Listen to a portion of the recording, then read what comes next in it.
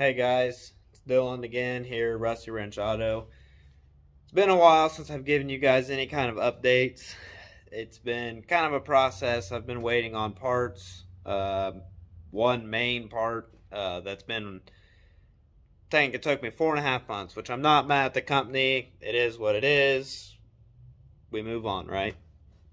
So I've been working on customer trucks, trying to get those out of here. The 67 Ford with a 6.0 power stroke and a 59 Ford with a 6.0 power stroke as well. Been wiring those up, but we've been having some issues with the PATS functions on them. So we're getting that all dialed in, and so I've been kind of slowly working on the Ranger here and there. And you guys all know the Rock Ranger, Rock Bouncing Ranger, whatever you want to call it. I don't know. I'm looking for name suggestions. Something to give us these videos a title. So want to give you guys an update on it because it's been a while. I finally got the parts and we're kind of moving forward. I need to get me a tubing bender now, and hopefully we can finish that up, but I'll show you why. So just want to show you guys, give you a little bit of look-sees, better idea of what it's going to look like. So I don't know if I've shown this in the last video of the fender being on here. It is all cut, dubbed, and everything. It's not 100% where it will sit, but it gives you an idea of what it's going to look like. Sneak peek.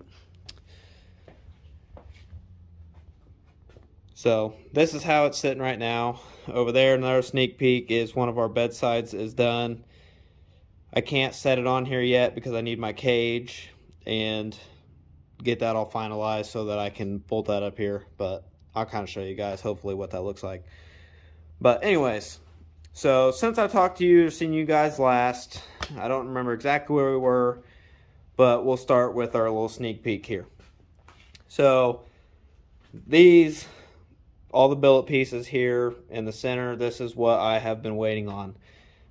We have our turbo 350 transmission GM behind our 5.3 LS. I wanted to be a little different, so I got the adapter plate right here to run a Ford NP203 and the Ford NP205 doubler with Northwest Fab.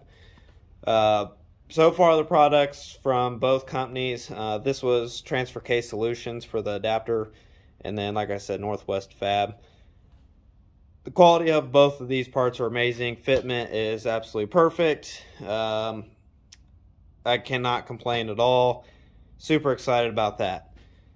We also ended up doing our flange on the T-case so that we could match up to a Super Duty yoke for our dry shaft. Obviously we got the Super Duty rear axle with that yoke also, so try and just make that kind of the same. So super excited, finally got this in, but I've ran into some issues and I'm going to show you why. First thing is, if you look right here, see if I can't get you in. Okay, so right there we are obviously touching, still got a gap. Not good, but we are also hitting on our transmission crossmember mount right here, the bushing. I think it's like a tensioner or something on the transfer case that is hitting that. I'm not 100% sure, but in the time being of me kind of waiting on parts, finally seeing this, we're gonna get rid of that crossmember. So with that being said, I'm going to change it up a lot actually, and I'm going to do the best I can to explain this. But basically, for each frame rail, instead of having this lower cross member down here and on the other side, because I'm going to have interference with the dry shaft also in the front, we're going to be set up on like 14-ish inches of drop in the front, and this cross member is not going to work. So what we're going to do is, off of these frame rails, this side to the other side, I'm actually going to come up at like whatever angle. I haven't done my math yet, so bear with me. But we're going to come up at an angle with some DOM tubing, probably like 1 3/4, 120 wall, maybe something a little more. But we'll come up at an angle and then go straight across the transfer case and then back down to this other side. So in turn, we'll use my PVC crossmember here. This will be just like reference. I'm going to have this sitting like right above the transmission and transfer case. But I'm going to sit there to help visualize. So that will be there. And then, like I said, we are going to come across a little bit and then we're going to drop it down. Okay, so once we get that upper part done, we're actually going to make a loop that drops down. So basically like a U shape. And I drew kind of a reference picture over here, but it's the opposite now. I've kind of done away with this. This was before, but basically, if you picture it, the loop is going to come down like this, under the transfer case, and then back up. But this will all be, like I said, the same tubing as the crossmember itself. And then I have some 3/8 plate that we're going to build, like a little plate down here to run our bushings, so that we can run individual bushings over there instead of one solid like 3-inch long mount, so that the tensioner can go between the two bushings. I'll show you these real quick. Give me a second. Okay, so these are our polyurethane bushings. These are the same material as our engine mounts as well. For you guys that are doing these, you want to make sure that all your bushings are the same material. So like I said, we're going to come down and then we'll use these bushings and they will be in here somewhere, and then the U will come down and bolt underneath this bushing. So that'll be for the front one. And then we also have this mount right here, which is our adapter for the doubler. There's bolt holes here on the bottom side, which I haven't decided yet, but I might just end up putting something under here. Obviously I need a smaller bushing. But I might just bolt it up like this and then just connect it to this front one. I'm not 100% sure yet. Or I might end up just building across to the frame rail and then just kind of angle it up just to give it some more strength. This one's not going to be super crazy, you know, like this front one is. This one's going to be the most important up here. And then for the driver's side, we're going to have another mount over here for, got 3 mounting holes. So what I plan to do is, with the frame, some kind of boxed mount, I guess. So I'm just going to come up with it, probably angle it towards the transfer case, and same thing, I need different. I only have one set of these, so, but these will be right here against the transfer case, and then we'll weld the mount to the frame and then bolt it through it so that we can support the 205 individually. For some reason that's the only side it mounts to, but it'll be fine because there'll be technically like 3 cross members within this vicinity, which is okay. Okay, so stepping out of the Ranger, something else you guys might see, we have 4 links. We got those set up in here, and I went ahead, everything's tacked in, so not 100%. I still have to articulate it, make sure everything's going to clear, and yada yada. But so far, from what I've done, and you know, did full droop and full stuff, and everything's been okay. Stuff. So I'll get into that in a second. The doors here on the extended cap part, I'm actually super excited about this because It's like a small victory, but I know you can see all the welds. I don't really care. It's not for looks. It's going to be a rock buggy. But I actually made the door full functioning, which I'm super excited about. I cut the door like 2.5 inches, I think, off the bottom.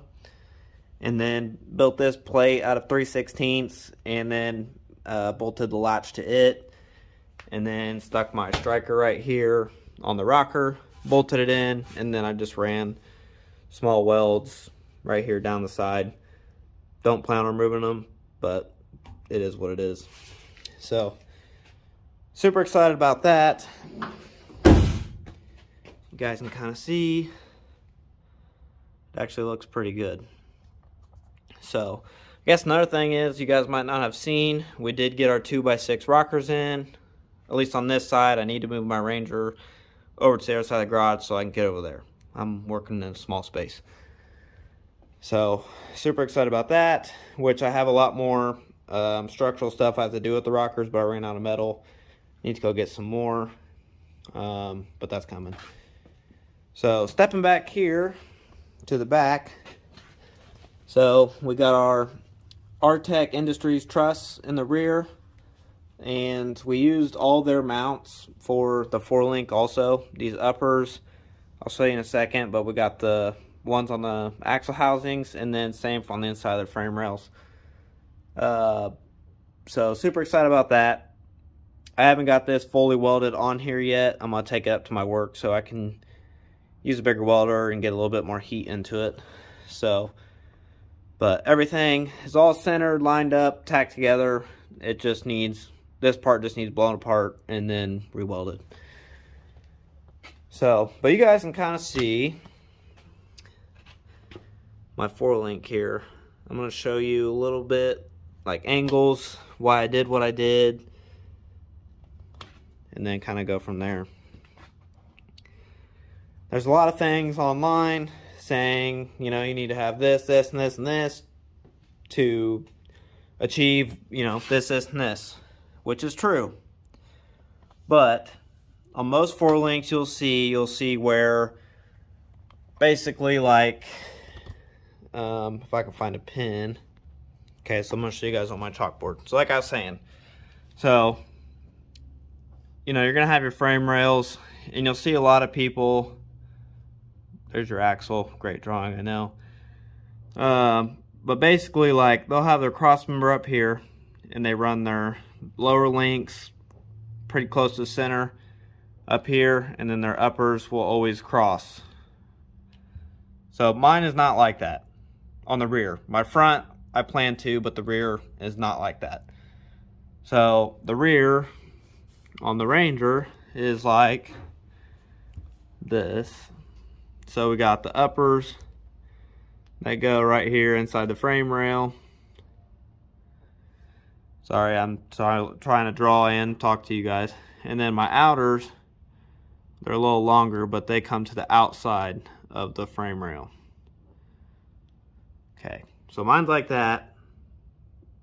And then that's how most people recommend, which is fine. I don't disagree, but you do what you can with what you got. So, a lot of things. I did a lot of looking, researching, checking out. This is my first time building a buggy like this, or setting up 4-link, whatever. So far, so good. So the upper links, a lot of people are saying, you know, you want it as perpendicular or level as you can, and you want so much separation between this joint right here and this one. And I agree with that stuff, but at the same time, if you go through and you kind of look at the rock bouncer side of things, okay, so between my 2 points, so with this heim right here and this one, there's 10 inches of separation on the money, which is what you want, okay? So, now my lower link, as you guys can see, goes up at the angle, and it's not super crazy angle, and I didn't want it to be. And I don't know if I can show this in the video, but my upper links are actually on a downhill slant. Okay, from the stuff I've done and just looked at, if you have your upper link like this, when your rear end actually drops down, your pinion angle right here to the transfer case actually stays more like it should. You don't get serious pinion angle, you know, right here and put so much wear on this U-joint or the front one on the transfer case side. So this is why I set my top one up lower like this and then my bottom one more up, because I wanted good driveline angle, knowing that my rear is going to have like 15, 16 inches of drop, hopefully. So, and this is set at ride height, so that's how I plan it to be. And a couple people might be like, oh, well, you know, you're going to hit right here. I mean, it is super tight, don't get me wrong, but surprisingly, I have not hit it, even with full droop. So, and it was the same thing for the inside. I mean, you can kind of see though. And yes, that bolt I know is upside down. I didn't have the floor, or I bolted it up before I put them out, but I got to change all the bolts the right way before I build my floor. So, don't judge me. So, that's another big thing I got done. So, super pumped about that. Moving forward, nothing's really happened up here in the front with the engine or 4-link. I was kind of waiting on my doubler kit. So, we can kind of see a little bit in here. Obviously, we got our drive shaft to be from here to here. But then, I don't know if you guys can really even tell. See, like, I'm gonna try to put you guys at the drive. So, like, I'm at the drive shaft angle, and you can see, like, how that U-joint or, like, the yoke right there and that mount are not gonna work, which I didn't know, but you learn from mistakes. So, that's why we're doing away with that mount. So, up here in the front, my plan is, and I do have my truss all welded together, but I need to go and cut all the cast stuff off this side and finish cleaning up the bracketry on this side so I can throw on my truss and then build my front 4-link, which I plan to do this week. So, something else I have been toying with the idea of, and let me grab my PCB. So, everybody's saying, again, you want this front side right here by the axle as close as you can, okay, which is great. But, if you can see, I don't have room. I'm going to hit the oil pan. So, what we're going to do is actually space this front side out a little bit, however much. And then we're actually, I haven't 100% decided, but we may end up building up here on top of this frame rail, or going back at least a little bit, you know, to get us where we want. And then I should clear my oil pan. I'm trying to fit a lot in a tight package, which is fine. That's what she said. And then the lower, I haven't 100% decided yet, but I'm probably going to have to build a cross member and then hopefully be able to go underneath the frame rail and over here to some sort of cross member right here. I'm not for sure yet. So I got a lot of toiling around to do with the front, which is okay. It's part of building these rigs. So something else I did, I got this had a sunroof, and so I just patched it. So yeah, and obviously, just so you guys remember, we're going to be doing a full cage on this, all on the inside, partly XO cage as well, full cage in the rear, bed sides.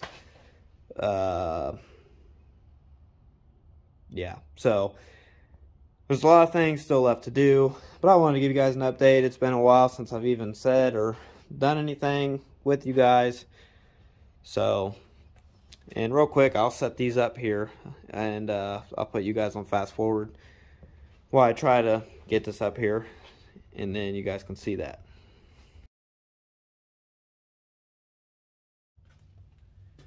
Alright guys, so that's it for today's video, little update on the Ranger.